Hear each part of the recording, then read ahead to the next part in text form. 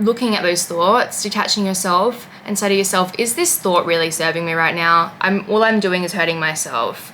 This has already happened. It's in the past. It's non-existent. What's happening is right here, right now, this present moment. So for me to just constantly think about something over and over and over again that doesn't technically exist anymore is insanity. And there's no way I can change it. So why am I stressing and fixating on this thing so much? I just need to let it the fuck go, because that's the logical, sane thing to do. When you start thinking about what thoughts are actually insane and what thoughts are actually sane, it really changes your perspective on things. And so for me to sit there and just obsess over like a sentence that I said wrong or the way that I stuttered a few words is just like not serving me, it's hurting me.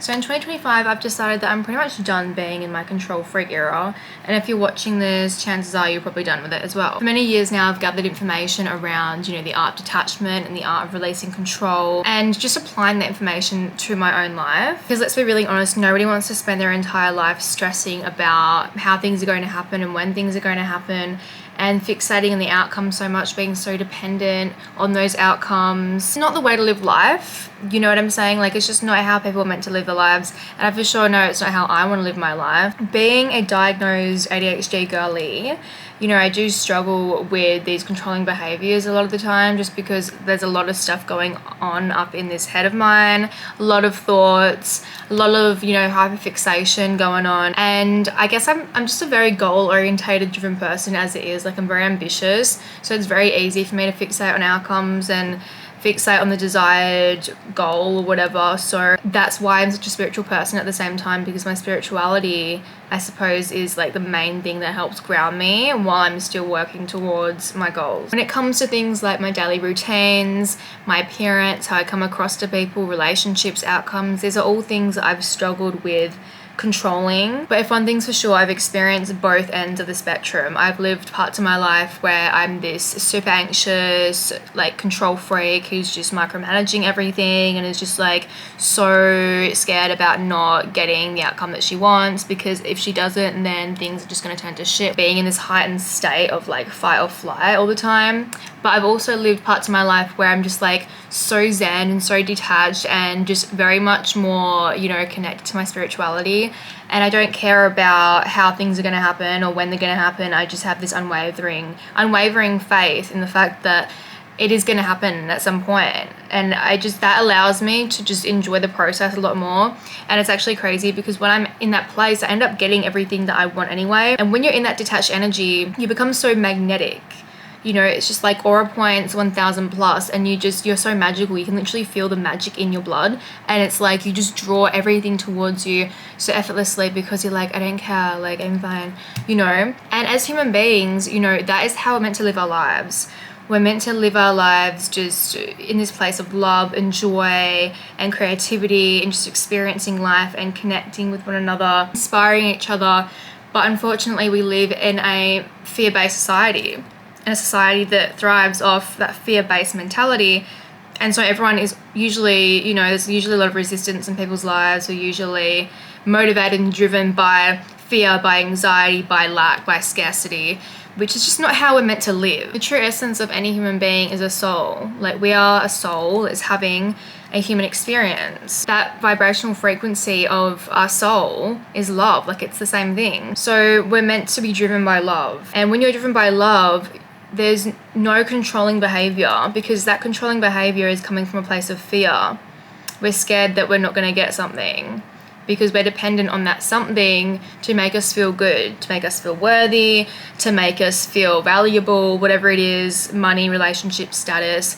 And so we get caught up in this rat race of life where we're chasing. And we chase and we get that thing that we want, and then that happiness, that validation, whatever it is that we've been seeking, it's very temporary, and then we're on to the next thing. And that's how most people live their lives, which is very sad. The psychology of control, I suppose, like, it is instinctive. Like, our ancestors, they had to learn how to control their environment in order to survive. I suppose that need to control is somewhat of an instinctive response. Why we control, we're trying to create a safe environment.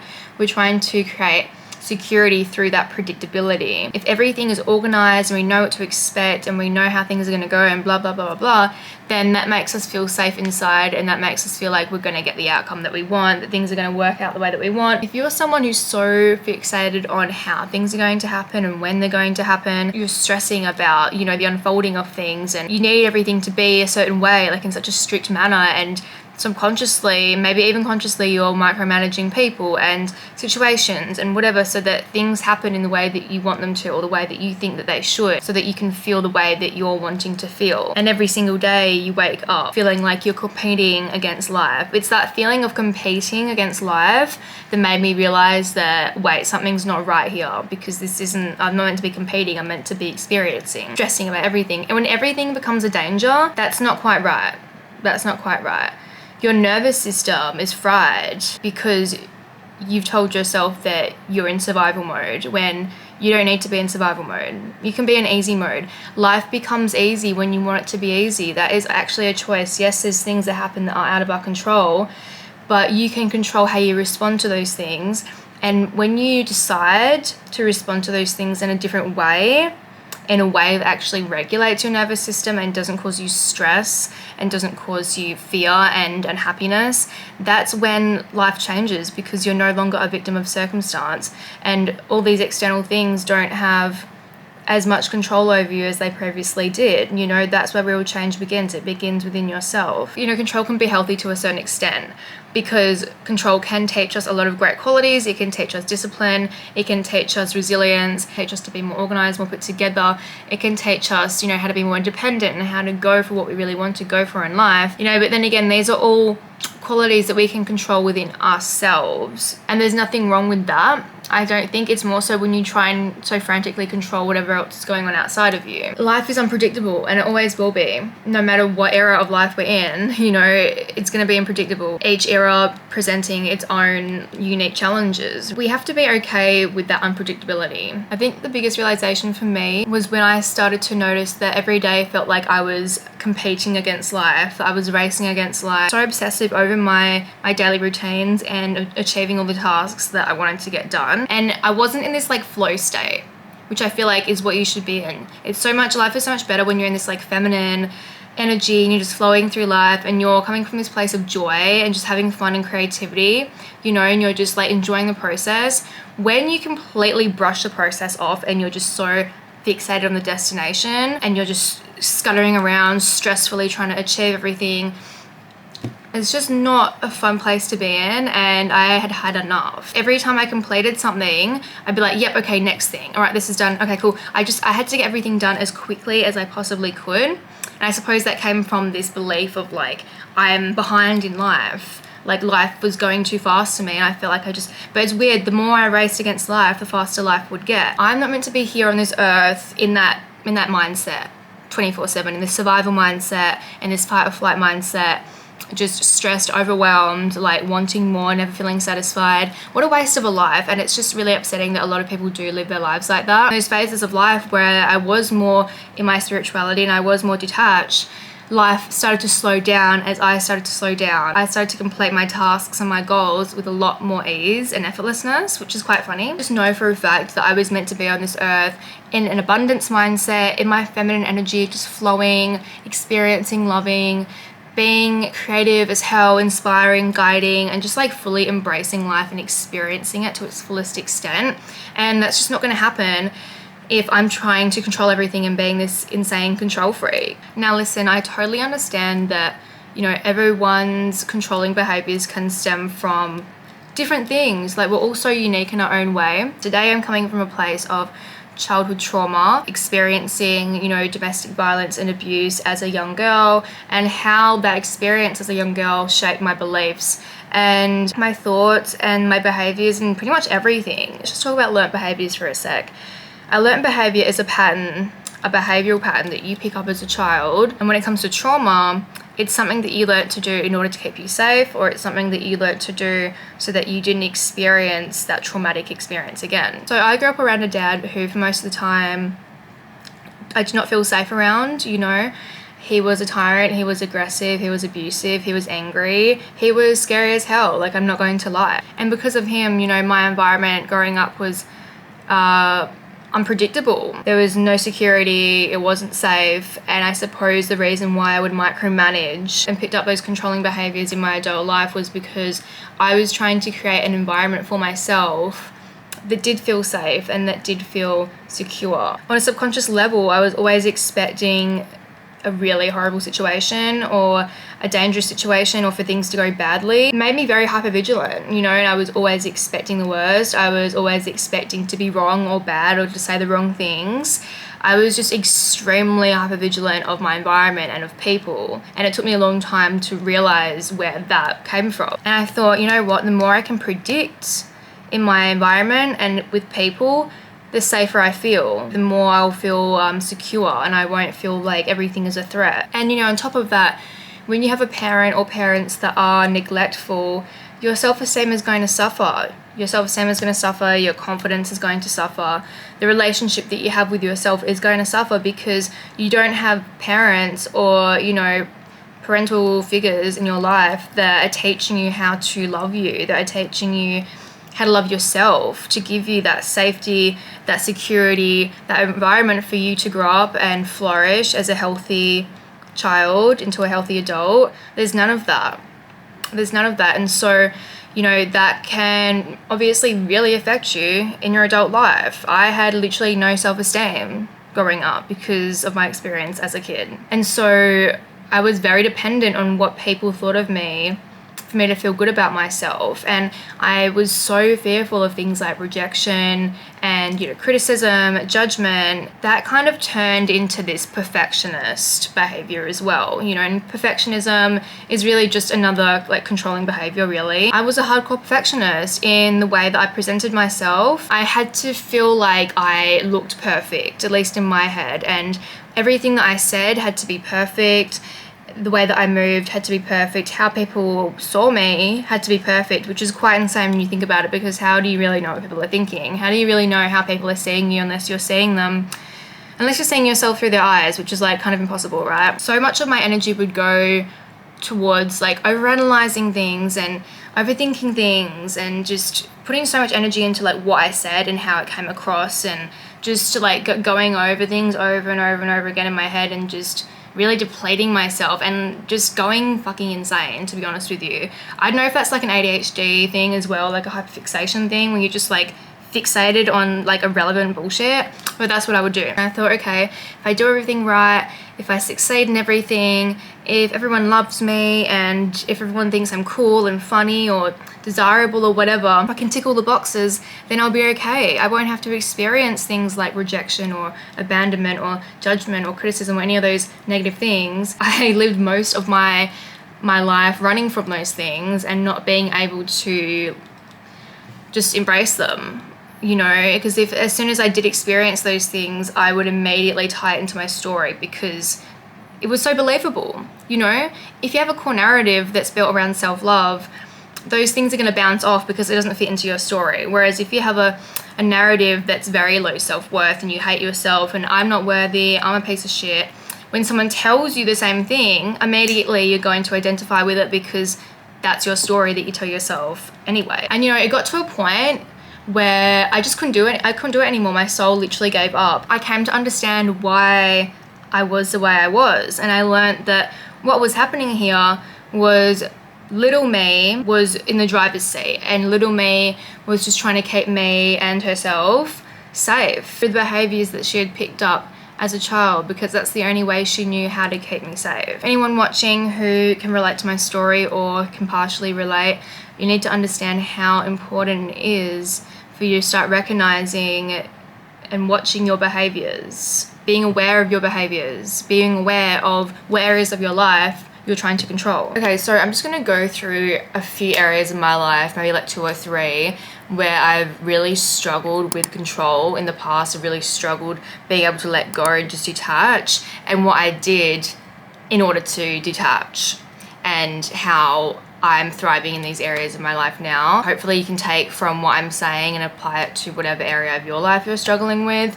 Maybe we have similar experiences, who knows? So I feel like we should talk about men and relationships first, because I think a lot of us can definitely relate to this one. So when I was younger, I was always chasing male validation. I just wanted to be chosen, I wanted to be desired, I wanted to be loved by a man, plain and simple. But it always ended horribly, always ended with me getting my heart broken, or me feeling abandoned or betrayed. And each time that happened, it made that need so much more desperate, as well as that fear of being abandoned or rejected or betrayed, that was so much more heightened each time. And it really just got to the point where I wasn't enjoying my time with a man, because I was so driven by this anxiety, this fear that this man was going to hurt me, that he was going to betray me, that he was going to just do some shit that the past guy had done.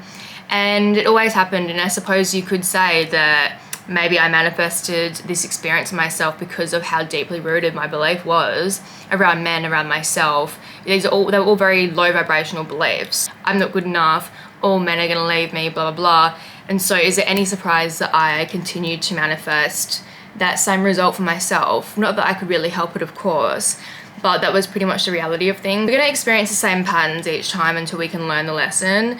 And basically my lesson was I needed to learn how to love myself. I needed to learn how to fill my own cup instead of being so dependent on a man to do that for me. But anyway, regardless, like I was saying, each time I got involved with a guy, I just became more and more and more of an anxiously attached person, because I expected them to abandon me or whatever, right? So that would really lead into these very controlling behaviors. I would try and control the situation so that I didn't get that horrible outcome that I was so fearful of. You know, again, I was being driven by fear. I wasn't being driven by love. If I was healthy, if I had healthy self-esteem and confidence, and I felt good about myself and I didn't need a man, then I wouldn't be controlling the situation. I wouldn't feel the need to. You don't need to feel the need to control when you're coming from this place of love, because there's no fear there. There's no fear of what if this happens or what if this happens. You're chilling. You know, and this is why it's so important as women that we learn to love ourselves first, and we prioritize the relationship we have with ourselves first before we get involved with someone else, you know, because if you don't have that, this is what's going to happen. It's going to manifest into these obsessive, controlling, anxious behaviors. That's why there's so many relationships these days that just turn to shit, you know, and it's obviously takes two to tango, right? But I feel like a lot of the time we can push people away because of how obsessive and controlling we can be. Instead of blaming the other person, you really need to check in on yourself. If this is something that is constantly happening to you, I hate to say it, sis, but you know, maybe, possibly, you could be the problem. I'm just saying. Look, I'm one to talk. As soon as I started working on myself, as soon as I started healing my inner traumas, you know, switching those beliefs, those thoughts, rewiring my subconscious, learning to love myself, filling my own cup, that desire for a man, for a relationship, honestly, it just disappeared, which is kind of weird. It's like I healed and I no longer wanted a man. And I think the main thing for me was figuring out where that fear came from. That fear came from that abandonment. That fear of abandonment came from that neglect that I experienced as a child, not having that safe space to experience to begin with. And I searched for that in men. When you're neglected as a child, you know, you don't have that safety, that security, that love. That's not really something that you experience. And so subconsciously as an adult, that's what you search for in your relationships, and that can manifest into fear of abandonment, fear of rejection. And once I realized that is what was happening to me, I was like, okay, I just have to learn how to be my own safe space. I have to learn how to love myself. I can give that to myself. I can. Once I realized that I can give that to myself, I don't need a man to give that to me, that's really when my life started to change. And I actually started to manifest men that were actually good men, that were kind-hearted and open-minded, and just, you know, had left the space open for me to express myself and listen to me, and were just like protectors, you know. If you start seeing a guy, just let it go, you know, like get out of that chaser energy. Let the guy come to you. If he doesn't respond to you, then leave it. Don't double text. Just focus on you and your own life. If you're on your shit, if you're locked in, if you're that girl, you're not gonna feel the need to double text. You're just going to leave him and you're going to let him be in his masculine energy, and you're going to let yourself be in your feminine energy, and you're just going to flow with life. Your relationships improve, you know, because you're not focused on the other person so much. You're just focused on yourself. You're okay with whatever they do. You're okay with however they choose to move. Of course, like, boundaries are still important. We don't want to accept any disrespect. Of course, there's a balance there, right? But we're not fixated on what people are doing and like what they're thinking about us, or like overanalyzing every single word. When you let relationships just flow naturally and unfold naturally, not only do your current relationships become healthier because you're giving people healthy space, you're becoming a healthier communicator, you know, you're being more respectful of others, but you attract better relationships into your life because you start vibrating higher. And, you know, people start to respect you more when you're not a control freak. When you're a woman who's double texting, constantly on this guy's ass, like, you want to know what he's doing, where he's at, you're trying to tell him who he can hang out with, where he can go, you're insecure, you're this, you're that. It's not very hot. It's not attractive. It's really not. People respect you when you're detached, basically, when you're doing your own thing, when you're focused on you, not them. People want you more, actually. You'll see it's that whole runner chaser dynamic of you're doing your thing and you just in your feminine energy, you're doing yourself, and you just let the guy come along, or like whoever. Even, you know, this doesn't even have to apply to guys. It can apply to whoever, all right? And it works. You come to realize that everyone has a complexity of things, you know, everyone has their own lives and thoughts and feelings, and it's not always about you, all right? Everyone has their own shit going on. You learn to step back and you learn to let people's behavior speak for them. You know, and this is something I do with men a lot of the time now. If I want to see how a guy really feels about me, if I want to see that he really cares, if I want to see that he's really willing to make an effort with me, I literally just sit back and be cute and do my thing, and I let him come to me. If a guy doesn't message you back at all, he doesn't want you. Plain and simple. If he wanted to, then he would. It's a saying as old as time, but it's so true. If he wanted to, then he would. If he texts you back like 6 hours later and he says some shit like, oh, sorry, I was busy. If someone's really busy, they will make the time to talk to you if they really, really want to. You start to realize, you know, who's worth your energy and who isn't through people's actions, you know? And through that, you become more independent, you become stronger, and it feels really good because you're not dependent on others anymore. When you're not dependent on others anymore, it means you're not dependent on their validation, you're not dependent on them making you feel good, and so you're not dependent on certain outcomes or situations unfolding in a certain way because you're good.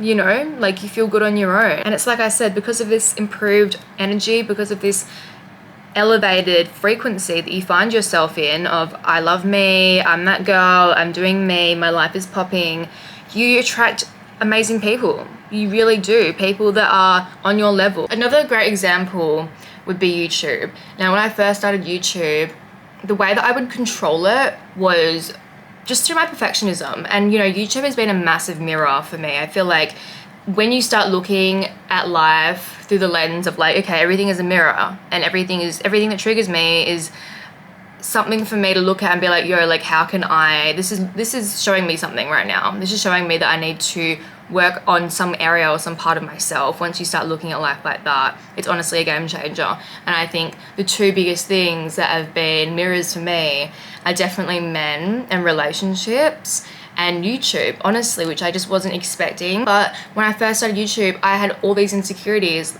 through my perfectionism.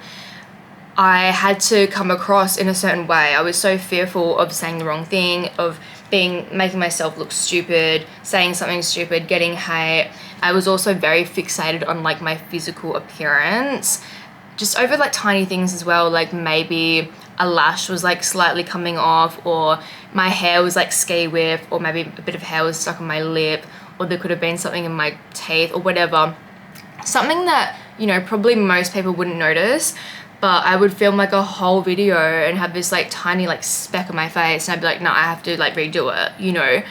And it made me realize that that's not really normal, you know? And it made me realize I can't be doing this. I can't be doing YouTube feeling like this. I'm up on this camera teaching women how to be confident, how to be authentic, how to love themselves, and that's really not how I'm approaching this channel. I had to ask myself, okay, how can I show up as my most authentic self? I honestly just stopped caring I realized it was a great opportunity for me to just let go. It was a great opportunity for me to practice being imperfect. If I stuttered or said something that maybe I wasn't 100% happy about, or I thought maybe I could have said that better, I just let myself speak the way that I spoke, because I just saw that as an opportunity to break through my perfectionism and to be okay with not being perfect, and to just be fully vulnerable and fully myself and fully authentic, and not caring how some people took it, not caring about what's trending, what's popping, what's gonna get me heaps of views,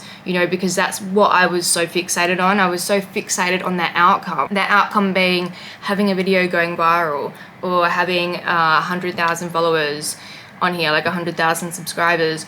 And because I was so fixated on that particular outcome and so fixated on how it looked and when it came, it really just ruined the whole, like, the beauty of the journey, the beauty of the process. And, you know, just like I said, it completely defeated the reason why I did YouTube, the reason why I wanted to start YouTube in the first place. I was inconsistent on this channel because I was procrastinating. The reason why we procrastinate is because we're trying to avoid a feeling, an uncomfortable feeling that we don't want to experience. And that uncomfortable feeling for me was this, like, I just struggled. I would just sit in front of the camera and I would just blank.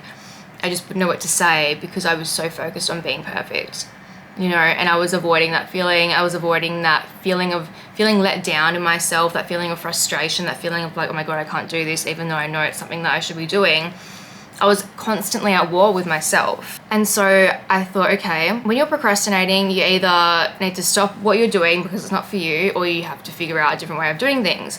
And I knew this was for me, so I was like, okay, I just have to figure out a different way of doing things. How can I do it differently? How about not giving a fuck? How about just letting go, releasing control, saying what I want, being messy, being imperfect. If there's a hair ski whiff, just let it be ski whiff. If I say something that I'm not 100% happy about, or if I miss something that I wanted to say completely, then just, who cares? Just fucking do it. Who cares? It is how it is. Maybe it was meant to be that way. Just do it. And I instead started to focus on how my channel was making me feel. Was I honoring that creative, authentic part of myself? Was I speaking from the heart? Was I speaking about things that I'm truly passionate about, that I resonate with? Am I honoring that part of myself that wants to be of service to others? Do I feel like what I'm saying, is that going to help other people? Because this isn't a beauty channel, okay? I'm not sitting up on this camera talking about like beauty tips and makeup and stuff like that. There's people out there for that specific reason. I'm here to talk about deep shit, spiritual shit, mindset, switch ups, okay, how to be confident, how to love yourself. And, you know, if I'm sitting up here worrying about something very minuscule on my face, or something that I said that pissed me off that I thought wasn't perfect, that's not really tying into the belief, the pillar, one of the pillars on this channel, that is self-love, that is confidence, that's just like being your raw, authentic self. I have to align with those things in order for this channel to be authentic. And that's not me aligning with those things, you know? So I thought the best way to align with those things is by not giving a damn and just being who the fuck I am, so hello. But anyway, once I started focusing on that feeling state and honoring those parts of me, you know, I started to enjoy the process so much more. It became so much more liberating. And that's when I really started to see a different kind of, I started to see more activity on my channel. People started commenting more. I started to get followers with each video that I posted. I started to get more views, all because I detached from the outcome. Oh my God, is this video gonna get views? Oh my God, are people gonna follow me? I just did it because it felt good, and I felt like it's something that I wanted to talk about, and I felt like people were gonna benefit from. I didn't care how many views it got, who saw it, what people thought. I'm just putting it out there. Hallelujah. You know what I'm saying? With the inconsistency, that happens sometimes, and I would get really pissed off because here's the thing.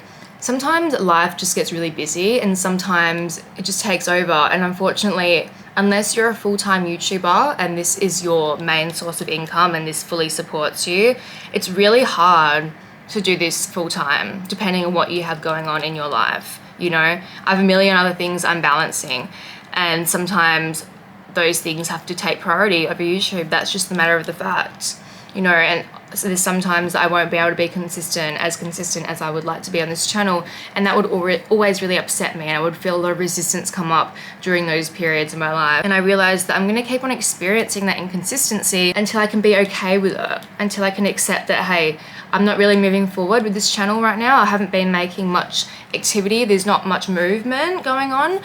But that's okay. That doesn't mean that I'm failing, because I would immediately like just spiral about it, or like, oh my god, like I'm never gonna get anywhere, this is just so shit, da da da. No, I stopped doing that and I was like, you know what, who cares, there's nothing I can do about this. And it's actually insanity to just stress over something that I have no control over and that I honestly just can't do much about right now. I just have to go with it. I just have to go with it.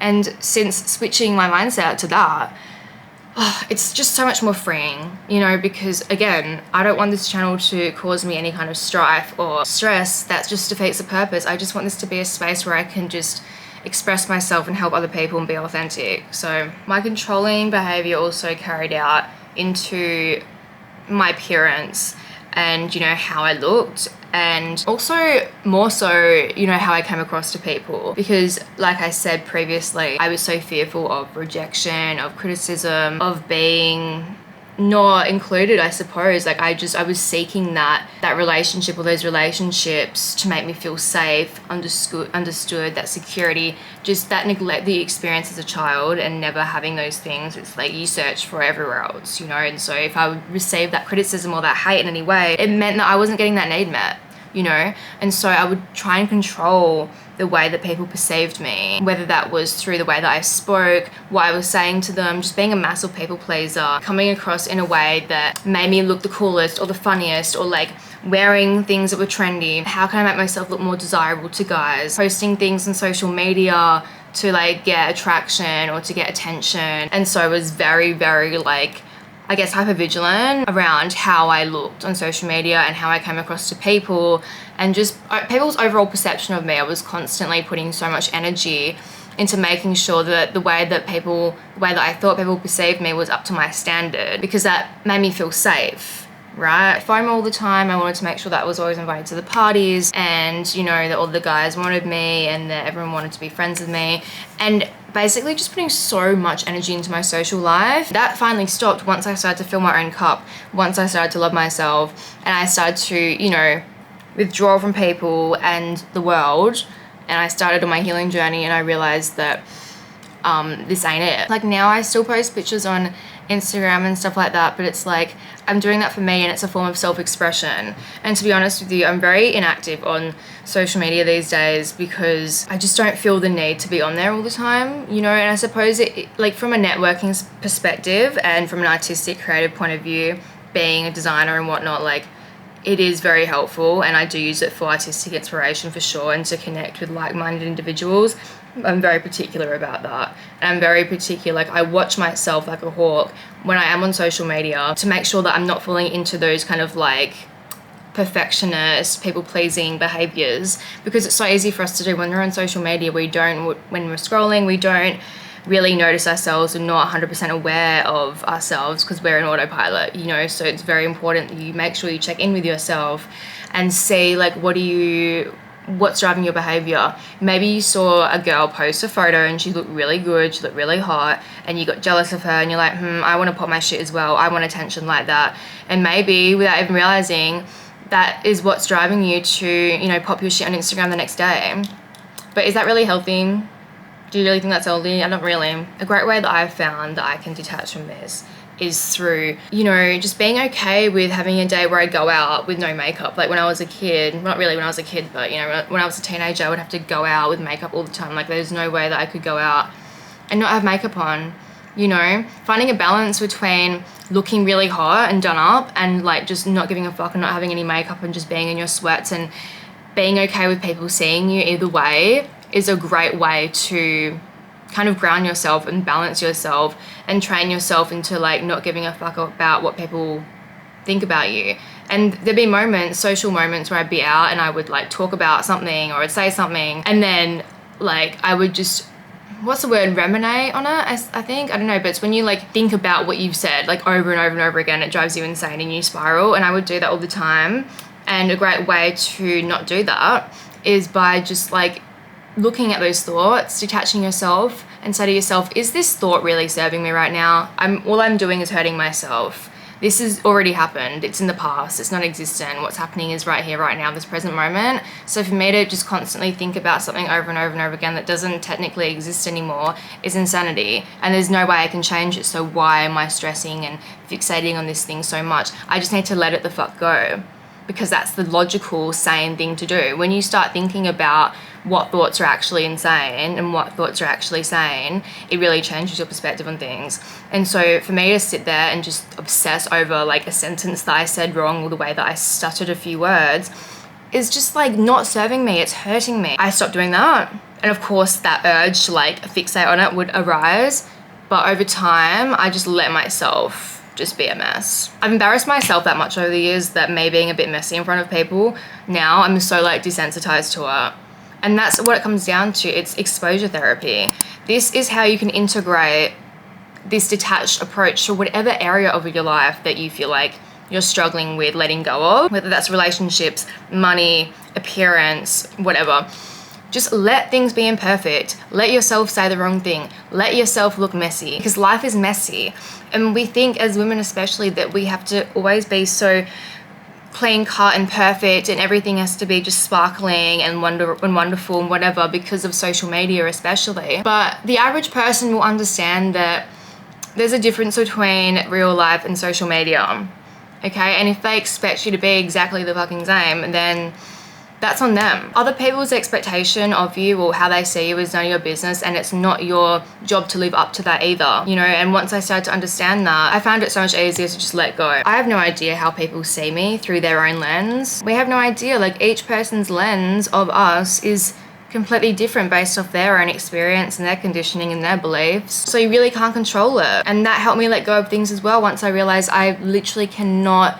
It's exhausting, and it's insane to think that I can keep up with that I can keep up with controlling everyone's perception of me. Even people that you think are your biggest fans could be fucking haters. You just don't know. And the thing is, everyone is so fixated on themselves anyway. That's the thing. Like, I think so many of us think that everyone is just like so obsessed with us. I mean, they can be, but at the same time, like, just think about how you're thinking about yourself. Everyone is thinking about themselves in that same way. Like, we are all in our own heads, because we're humans. That's what we do. I just wanted to quickly add here as well that if you are trying to let go of certain areas of your life and you are trying to practice that detachment, it's going to be very, very, very hard for you to do so unless you're also prioritizing things like mindfulness practices, meditation, journaling, any kind of like, I don't know, kind of spiritual work, I suppose, because it kind of goes hand in hand, right? When you think about controlling behaviors and being in this controlling, anxious, stressed out, fear-based place that you're coming from, it's all in the mind. It's all mind-orientated. It's all mind problems, okay? So if you can separate yourself from the mind, you can separate yourself from the problem. That is how you detach, because it's our mind that's telling us all these frantic thoughts and ideas. Our emotions then follow. Our emotions are our body's response to our thoughts, right? And so if you want to regulate our nervous system, if you want to feel like we're safe, then you need to learn how to meditate, okay? You need to learn how to integrate some kind of mindfulness, grounding practice into your day-to-day routine. You know, for me, being ADHD and being someone who is prone to overthinking and prone to stress, I make it a habit to meditate at least twice a day. At the very bare minimum, at least 20 minutes. And that honestly just helps ground me. I know it sounds cliche to say, oh yes, meditate, but I really do think it's the answer to so many issues, because what meditation is doing is it's just helping you clear out those scattered thoughts that aren't really serving you. And it's helping ground you, it's helping regulate your nervous system, and that feeling that you experience when you're in meditation, it carries out throughout the rest of your day. And the more you do this and the longer you do this and the better you get at doing this, the more zen you're going to feel, the more calm, the more at peace you'll feel. These thoughts don't carry you away. You don't identify with your thoughts. It's like you become the watcher of your thoughts. And throughout all this, that need to control disappears. You're feeling like you have to control because you're coming from this place of fear. You're coming from these fear-based thoughts that are telling you all these things. So if you can detach from the thoughts, those controlling behaviors will also detach from you. And not just doing meditation, but journaling, going to therapy, doing shadow work. So much of our controlling behaviors comes from that low self-esteem. Self-esteem and control, there's a massive connection there. Like, you guys heard what I was talking about before, talking about my past, my low self-worth, how that contributed to how I was chasing validation, how I was trying to control outcomes so that I could feel good about myself, so I could feel this way or that way. And that's how a lot of us live. We're chasing an outcome, we're chasing a desired result because it's gonna make us feel some way. We're trying to fill that void. Once you learn that you can fill your own void, once you realize that you're actually whole yourself, you don't need all these external things to make you feel whole. You don't become a victim to all these external things anymore. You don't let external things control you. It's honestly so fucking empowering, you guys. And still to this day, I have my moments where I slip into those controlling behaviors. I have to check in with myself and I realize, wait, I know what this is. This is little me. This is little Sanem, who is coming from this place of scarcity, from lack, from fear, and what she's trying to do right now is just protect me because she's scared and she's trying to avoid something. She's trying to avoid some kind of negative feeling, some negative experience like abandonment. And so because I've done that inner work, I think it's great to do the inner work because of this prime example. Like, the fact that I can see this for what it is now is just incredible, and without that work I wouldn't be able to do that. Instead of criticizing yourself or hating on yourself in that moment, you have to be gentle with yourself. You really have to take up this mothering role and just be there with yourself and check in with her or him and be like, I see you, I hear you, I understand why you're doing this, but we don't need to do this anymore. This is a learned behavior that came from our past that served us back then, but now it doesn't. You just need to take the time to be with yourself, whether that's through meditation, through journaling, through going on a walk in nature. Maybe have a hot shower, do like a skincare, little self-care spa day or whatever, I don't know. Do something to show you that you love you and that you're there for you and that you're holding your own hand.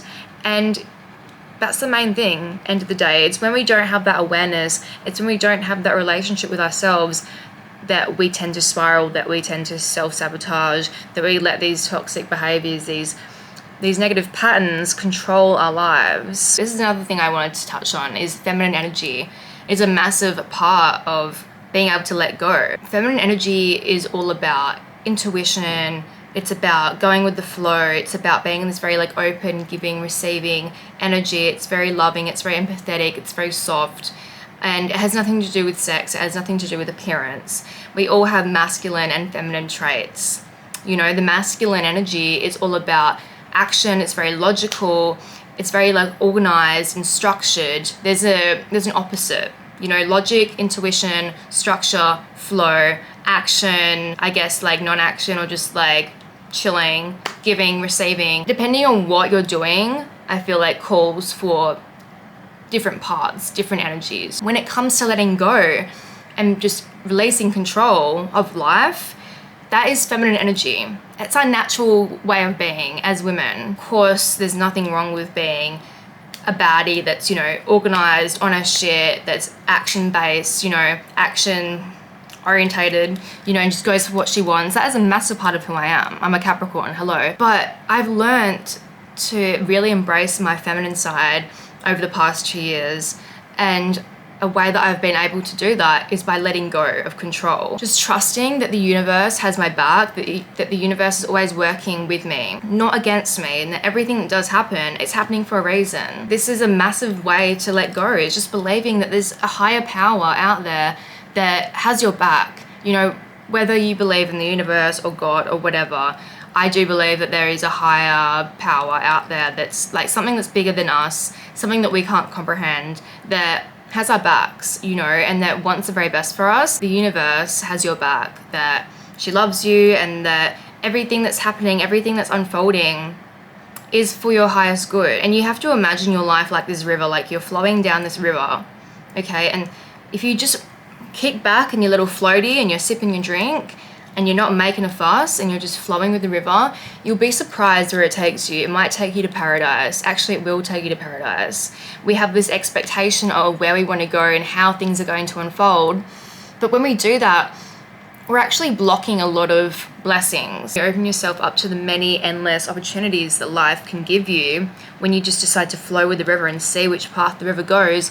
It could be better than you ever imagined, you know, and you get creative with life. Instead of being so logical and so like organized and rigid, you're like, you know what, this is what I want, but it tends to be going in a different way right now. But that doesn't mean that I'm not going to get what I want. Let's say what happens. Let's just have some fun with it. And that's another element of being in your feminine energy, is being in that very open receiving place. You're very open to whatever life brings towards you. It doesn't mean that we don't work for what we want. It doesn't mean that we don't have intentions and goals. It just means that we're open to how we get to that goal. You know, if it looks like it's different to what we wanted, doesn't mean that we're not going to get the result we want, or that we're not even going to get a better result. When you learn to become more flexible with life, it becomes easier. That is how you switch on to easy mode. And you also just have to accept that sometimes shit happens. That's life. Uncertainty is inevitable. We can't go our whole lives thinking that we can make our entire life predictable, predict the uncertainty, that we can make our lives certain and that we know what's coming, we can expect it, and everything can just be so planned out and organized. No,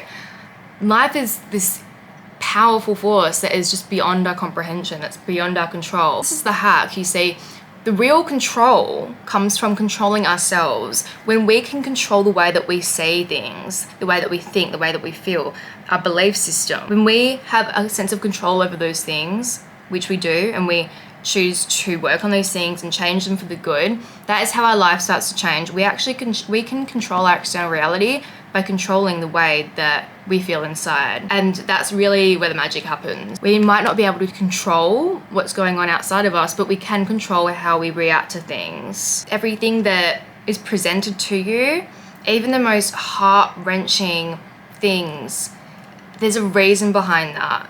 And the pain that we experience, I do believe, is a way for us to just transcend through that pain, so that we can become stronger, so that we can become wiser, so that we can glow up mentally and emotionally. Everything is duality, and on the other side of suffering, there's joy, you know? And sometimes we have to experience that suffering so we can experience that joy, unfortunately. If you can just look at everything that's unfolding for you and tell yourself, okay, this is shit, or this is really hard, or I don't know why this is happening, but it's happening for me. Once you start believing that everything that's happening in life is happening for you, for your highest good, for your growth, for your development, and it's not happening to you, you're not a victim, the fucking universe doesn't hate you. I used to think that I was a horrible person in a past life and that I was being punished. But no, now I look back in my life and I'm like, wow, if all these really fucked up things didn't happen to me, I wouldn't be who I am today. Another great thing that I think letting go teaches us is how to be more resilient within ourselves. Because if you can accept the fact that life is going to always bring you challenges and hardships, and you figure out a way to push past it by accepting the fact that this is life, this is how things are sometimes, I just got to go with the flow, and I just got to understand that, hey, this is for a reason. It's happening for me. It's not happening to me. It's all for my greater good. It's all for the bigger picture of things. You know, having that mindset while experiencing these very harsh periods of life, or these hardships, or these tough circumstances we find ourselves in, that is hard. Okay, it's easier to just talk about how we can let go, but experiencing those things and being able to just detach from it and just let go, even though you're feeling the pain at the same time, that takes a whole lot of resilience, that takes a whole lot of strength. And honestly, sometimes I think that's why we experience those things, so that that resilience can be built up. And just overall personal growth as well. You know, learning how to be detached and learning how to let go is a whole new habit, especially if you are a control freak, especially if you are a perfectionist. Learning how to adopt this habit of letting go and detaching is a whole new thing, and that is so hard. Personal growth comes through that. You know, you become better, stronger, wiser, smarter.